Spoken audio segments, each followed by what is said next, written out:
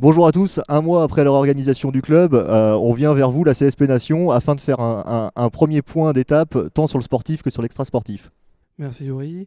Olivier, tu es arrivé depuis près d'un an, Limoges CSP. Quelle est ta vision sur le plan sportif du travail qui a été accompli et quel est ton rapport au public que tu découvres cette année? Donc je suis arrivé il y a un peu moins d'un an maintenant avec des idées, avec un plan de bataille bien défini qui avait été défini avec Frédéric Fortet sur le long terme. Le long terme, ça veut dire quoi? Même si à Limoges, il n'y a rien de long, on a besoin d'avoir des résultats très vite, mais ça doit être un basket pensé avec une formation. La formation, c'est quoi? C'est des jeunes joueurs, mais pas que. C'est aussi avoir un staff qui est capable de pouvoir euh, faire mûrir nos joueurs, les mettre dans des situations de succès et surtout avoir des résultats aujourd'hui qui sont cohérents par rapport à ce qu'on a pensé faire. Je m'explique. On avait deux gros objectifs. Le premier, c'était un objectif assez dur à réaliser, c'était de faire l'Eurocup et de faire surtout le top 16. Aujourd'hui, l'Eurocup, on a été invité, donc on est arrivé par la pointe des pieds, mais par contre, on s'y est vite imposé pour devenir très très vite être dans les 16 meilleures équipes d'Europe en Eurocup. La deuxième, c'est les playoffs. Est-ce qu'aujourd'hui on va faire les playoffs? On ne le sait pas. On est bien parti, on est dans les temps de passage, ce qui nous a permis de faire la Leaders Cup, c'est-à-dire être dans les 8 premiers à la fin des matchs allés. Et aujourd'hui, la situation est un peu plus compliquée sportive, comme on le sait, on ne va pas se le cacher. Mais par contre, il n'y a rien d'établi par rapport aux playoffs. On n'est pas sorti des playoffs et on compte bien les faire. Comment as-tu découvert le public de Limoges? Alors, comment j'ai découvert le public de Limoges? C'est pas une surprise, déjà, parce que ça fait 30 ans que je suis dans le basket et j'ai joué dans cette salle. Donc, j'ai subi cette pression. Mais pour le maintenant de vie de l'intérieur, c'est quelque chose de passionnant, quelque chose d'extrême, parce que c'est très clairement le meilleur public de France. Alors, avec ces aléas, aujourd'hui, on est un peu moins bien, mais je trouve qu'ils sont quand même, malgré tout, très forts derrière nous. Ça veut dire qu'ils aiment, qu'ils s'identifient par rapport à cette équipe-là, par rapport au succès et par rapport aux bénéfices qu'on a eu en début de saison où on a eu des gros matchs d'Eurocup et de championnat de France. Donc voilà, mais maintenant je sais très bien que ça va être provisoire ça, il faut vraiment revenir sur le parquet avec des victoires, mais quand on est poussé par un public comme ça, je veux dire, on n'a pas le droit de banaliser parce que c'est très clairement le meilleur public de France. Olivier, il y a une pression de résultat quasiment immédiate ici à Limoges, hein. C'est ce qu'attend le public. Quelle est ta feuille de route à court et moyen terme? Alors je sais très bien qu'à Limoges, c'est pas, la première qualité n'est pas la patience, mais quand on arrive avec un objectif, avec un plan de route, je ne prône pas la patience, mais je prône un peu l'intelligence et la compréhension du système. On est venu ici avec un staff, un nouveau staff, avec Kai Milling, Franck Kuhn, François Perronnet, moi-même, et 10 nouveaux joueurs. Alors, je sais que même si on doit tout gagner à Limoges, il faut comprendre que dans le sport, il y a un peu de réflexion à avoir et un peu de patience. 10 nouveaux joueurs, ça s'est jamais fait dans la LNB. Jamais. Il n'y a jamais eu une saison où on a démarré avec 10 nouveaux joueurs. Et aujourd'hui, les résultats ont été très, très, très, très rapides. On était 3e, 4e, top 16 en Eurocup. Moi, j'aurais signé dès demain, en début de saison, pour avoir ce type de résultat. Aujourd'hui, on n'est pas en difficulté. Aujourd'hui, on est moins bien, tout simplement, pour des raisons diverses et variées. Mais, on ne m'empêchera pas de penser que le 31 décembre, il s'est passé quelque chose de paranormal ici. Et qu'aujourd'hui, on a un peu les résonances de ce tremblement de terre.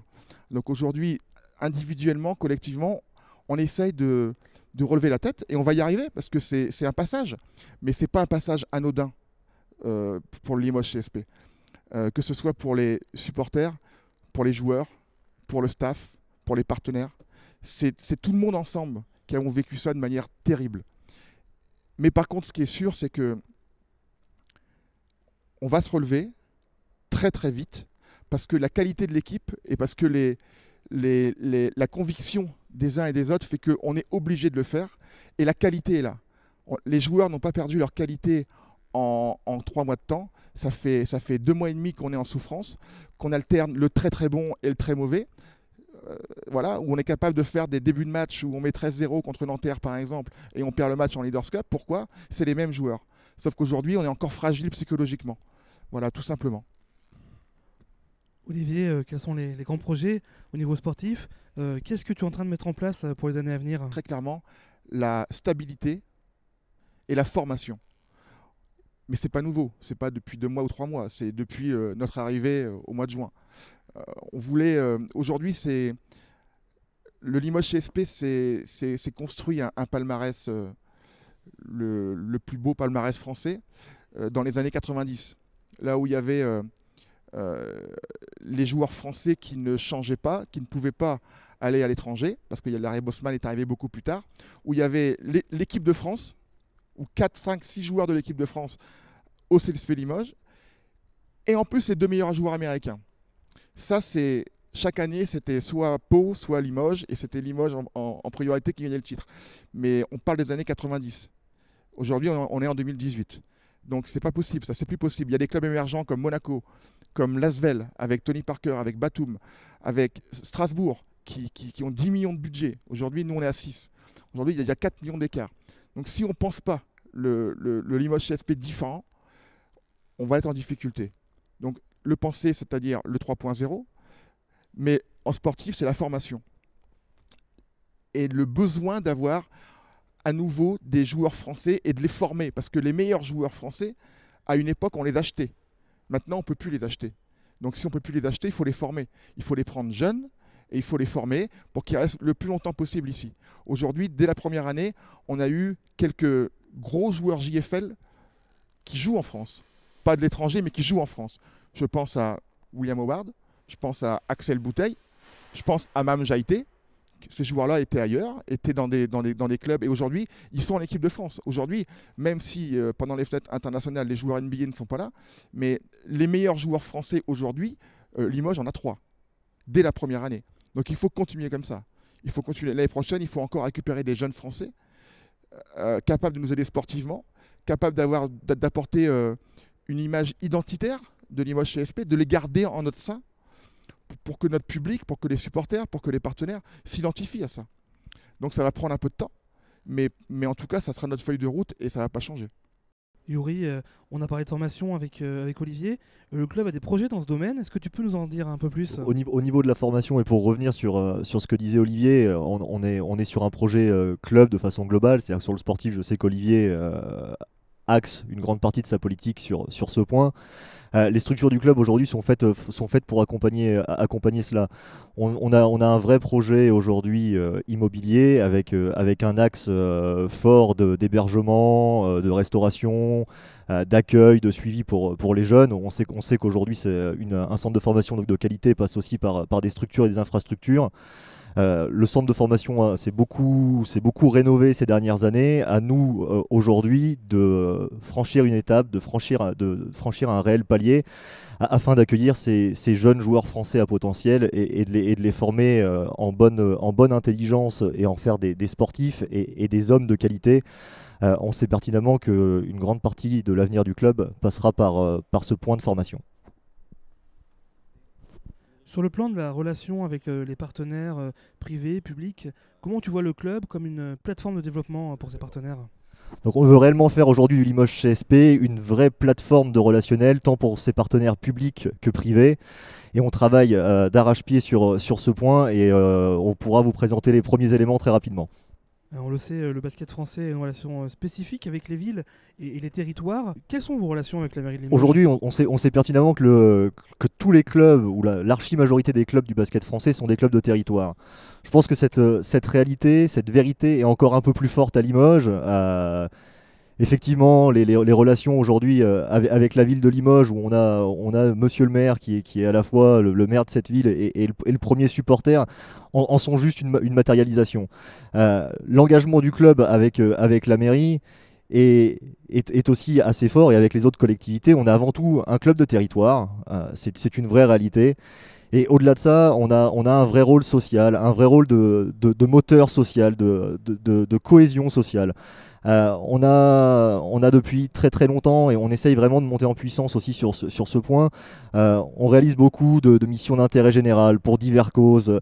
Et demain, on sait pertinemment qu'il faut qu'on continue à appuyer ce processus, qui est une vraie volonté du club, afin d'aller dans les quartiers, d'aller vers des publics défavorisés, vers des publics qui sont en demande de lien social, et on a aujourd'hui, nous, cette image et ce rôle de vecteur de cohésion. Olivier, pour conclure, quel est votre plan de route pour la fin de saison et qu'est-ce que vous attendez de la CSP Nation? Qu'est-ce que j'attends de la CSP Nation? J'attends beaucoup de choses. On est aussi, nous, très demandeurs par rapport à tout ça. Déjà, la saison, elle n'est pas finie. Je ne vais pas me cacher. Je veux dire, on est venu pour faire un objectif. Le premier, c'est les playoffs. Ça commence par ça. Mais par contre, on a besoin de tout le monde. Voilà. Je sais qu'il y a beaucoup de frustration en ce moment avec les résultats. On ne va pas se mentir, on est aussi frustrés. On est même terriblement frustrés. Mais par contre, c'est ensemble qu'on va réussir à s'en sortir. C'est avoir un public là demain contre Cholet, un public de 5 000, 6 000 personnes, de remplir Beaublanc et de nous accompagner parce qu'on est nous aussi peinés par rapport à la situation. Et on ne fera jamais rien. Vous, comme nous, on ne fera jamais rien tout seul. C'est vraiment ensemble. Et dans les années à venir, mais continuer ce qu'on est en train de construire. Parce que ce n'est pas au bout de 6 mois qu'on va s'arrêter. Parce qu'en plus, les résultats nous prouvent qu'on est dans le vrai. Voilà, l'image nous prouve qu'on est dans le vrai. Donc, on n'a jamais fait des grandes choses en un an de temps. C'est sur les 3 ou 4 ans qu'on réussira à gagner les titres. Parce que, in fine, c'est ce qui nous intéresse. C'est laisser à ce club magnifique une empreinte. Et les empreintes, elles se matérialisent par des titres. Mais pour ça, il faut avoir vraiment une pensée commune et surtout un échange et un support qui va être à 150% dans les bons comme dans les mauvais moments. Comme a pu l'évoquer Olivier, le plan sportif est tracé. Les premières pierres ont été posées il y a quelques mois et on est en train d'aborder ce virage. Au-delà du sportif, sur l'extra-sportif, on est particulièrement confiant sur la suite et sur le projet qu'on est en train de développer sur une vision à moyen et long terme. L'enjeu aujourd'hui, c'est que le Limoges CSP soit une place centrale qui soit créatrice d'une véritable communauté, d'une communauté évidemment soir de match, mais également hors match, par de l'événementiel, par de la relation, et on veut absolument poursuivre dans cette voie-là qui fait que le Limoges CSP est l'élément central de notre territoire.